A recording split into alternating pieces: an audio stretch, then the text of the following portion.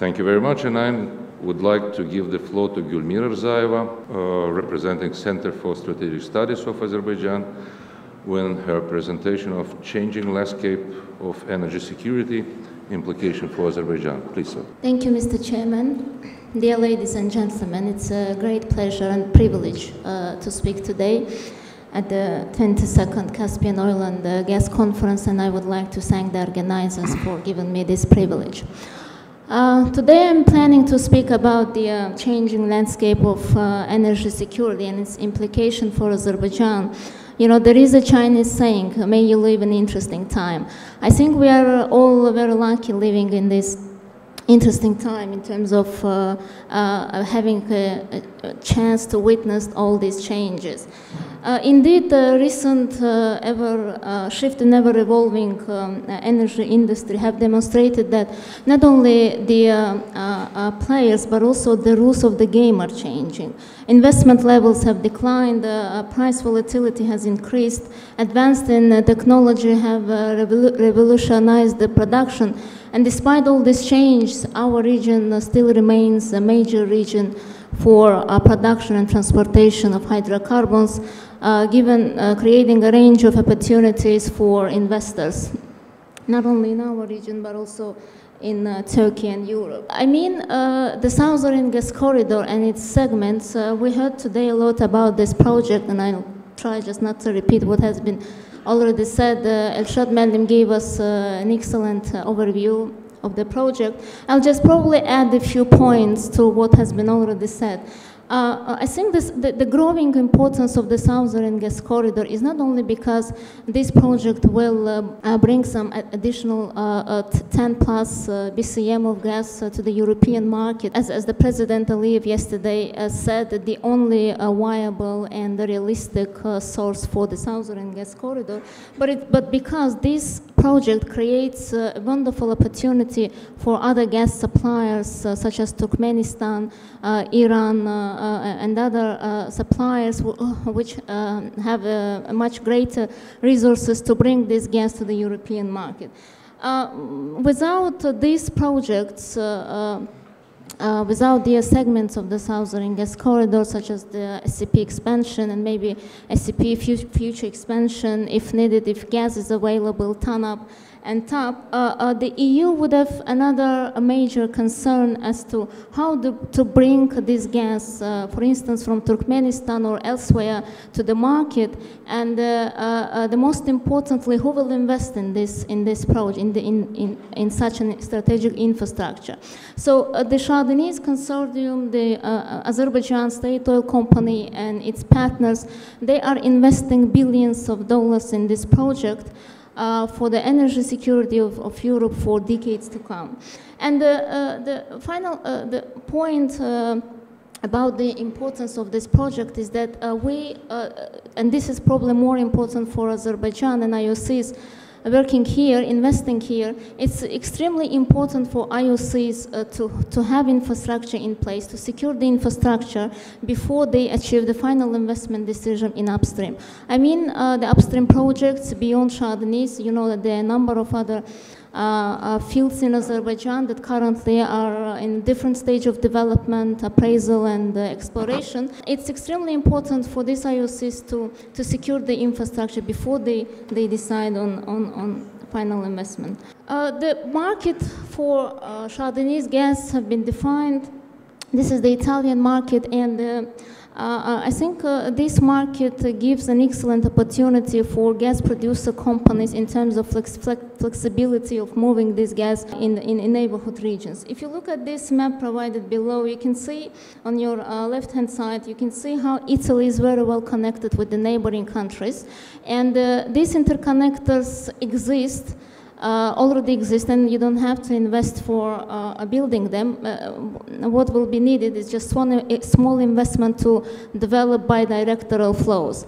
So, for instance, GDF Suez, which is the biggest gas buyer, Shah-Deniz gas buyer, which contracted 65 BCM for 25 years, has clients in Italy, Belgium, and France, and I think this company should probably would be interested in delivering this gas to those countries, to its clients. Of course, this is not necessarily that the gas producer companies would participate in such a transportation to the end users, because it will add to the cost of the gas. But this can be done via swap operations, etc. But the point is that this gives the flexibility not only to the gas buyer companies, but also gas seller companies in terms of being able to offtake the gas in summer low demand period. Oflax is co-owner of the TAP project. It also co-owns a system, transit gas, which stretches from northern Italy to Switzerland and Germany.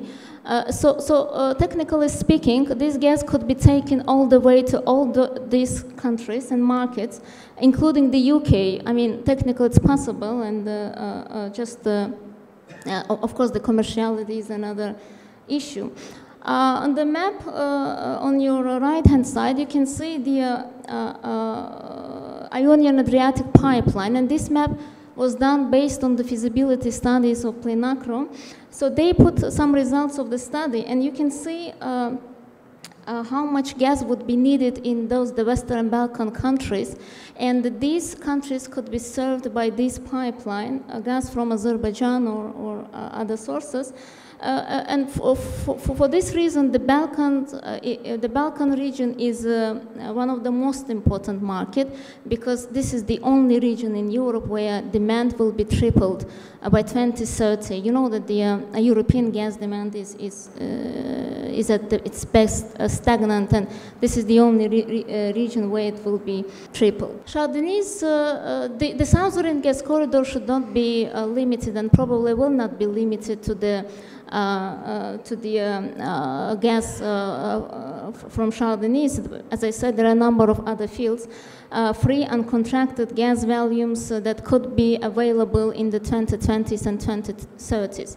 We at the Oxford Institute for Energy Studies did an independent research on how much gas could be available in Azerbaijan in next decade, and this was based on the factors such as technical factors such as availability of drilling rigs, timing of availability of rigs, the complexity of the reservoir, as well as the financial viability of the project. So taking into account all these factors, we try to attempt to calculate when and how much gas could be available in Azerbaijan. So first is 5 BCM of free gas could be already available in 2021 or 2022 the latest, and this gas can come from the Absheron field. The next contender of production is we see Ümit Bebek field and prospective structures, which can add some 5 to 7 BCM from 2026 or 27.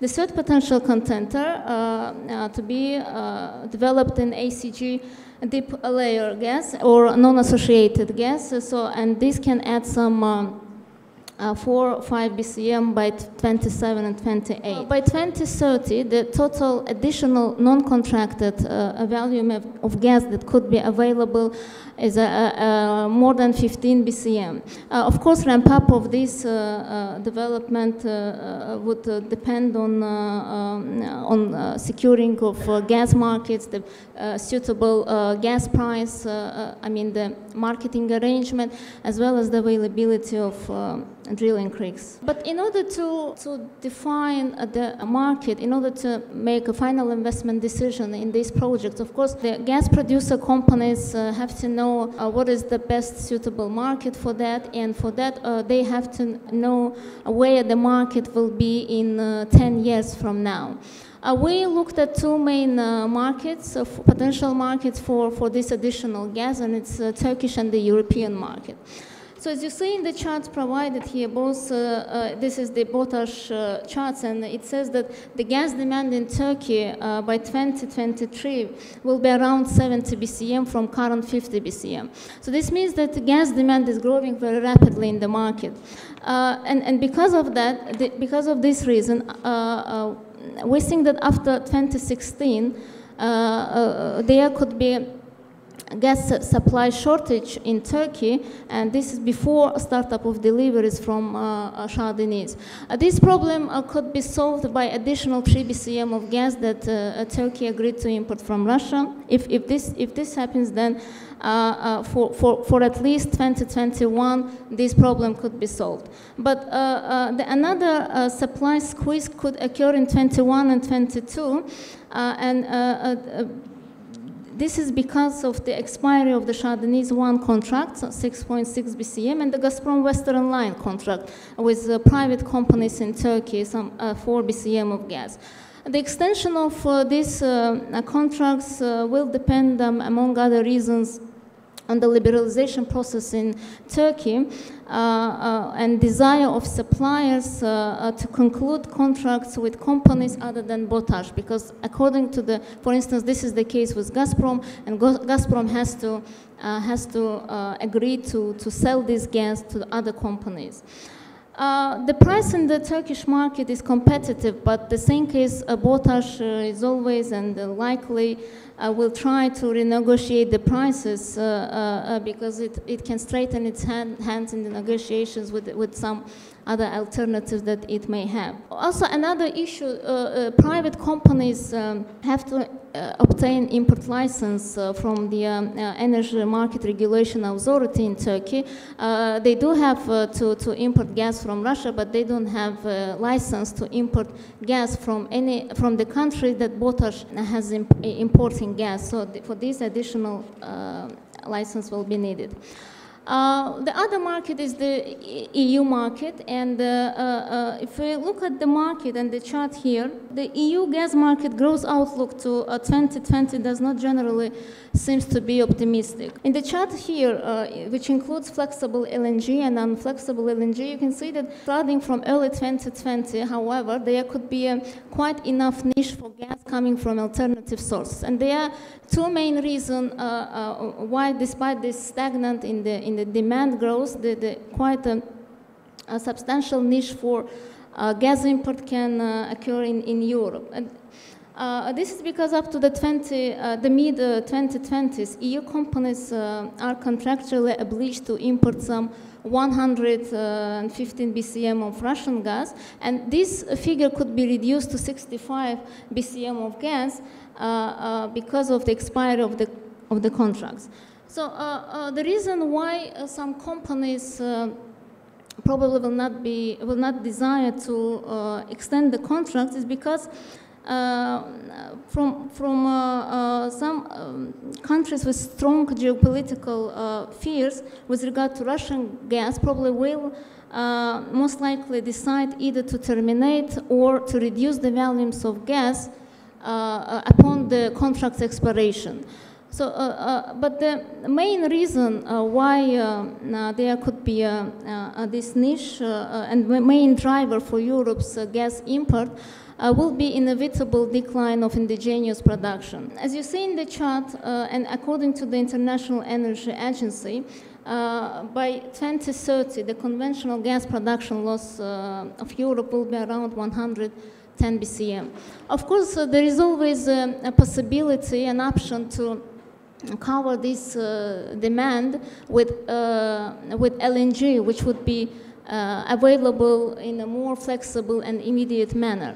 But there are two main issues with LNG, and it's price and the volume. With regard to the volume, and as you see in the table on your left-hand side, US companies and projects, such as Sabina Pass and others, they have already contracted gas with the Asian and the European buyers. And the total volume of contracted gas is 58.2 million ton per annum. Out of this, 27 million ton per annum have been contracted by the European buyers, and they are mentioned here in blue. However, the thing is that not all the contracted gas will remain in Europe. Only 17 million ton, it's less than 22 BCM, will remain in Europe, and the rest 10.3 million ton have been unsold to Asian buyers on the secondary contracts, and you can see the companies that will offtake this gas. About the price, the US LNG is not a cheap option for Europe. The table above, which is provided by Cheniere, the US company, the gas a European buyer would need to pay for US LNG Henry Hub price a multiple to 110 and 120% additional cost. And this will include liquefaction fee, which is $3.5 or $4 per MMBTU, and shipping, which is $1 or $2 per MMBTU. So the total price of US LNG for the Europeans would be $8, $10 per MMBTU, which is currently higher for around 1.5 or $3 than the price at the MBP hub, and you can see the difference between MBP hub and the US LNG in the chart below. And a few concluding remarks. Well, Azerbaijan is the only firm non-Russian option for a supply of more than 10 BCM from around 2020, and this is because it has already contracted, secured all the necessary binding agreements. The current low gas price in Europe will challenge the new projects and delay FIDs in the countries like Iran, Iraq, or other potential suppliers. Because of this, the Shah Deniz has an advantageous position. European policymakers are downplaying future role of gas, creating uncertainty for investors, and this is mainly because of the geopolitical reason. From commercial point of view, with regard to the gas from non-Shah Deniz fields in Azerbaijan, it seems that domestic market could be better market for this gas given current low price environment both in hubs and the long-term contracts. The prices should be recovered in Europe if Europe needs to see more new alternative pipe gas projects for competitive price. And this is quite possible because the niche is there for gas import, not the demand itself, but the niche for gas import. And because LNG is not a competitor to pipe gas in terms of price and volumes. I stop here, thank you.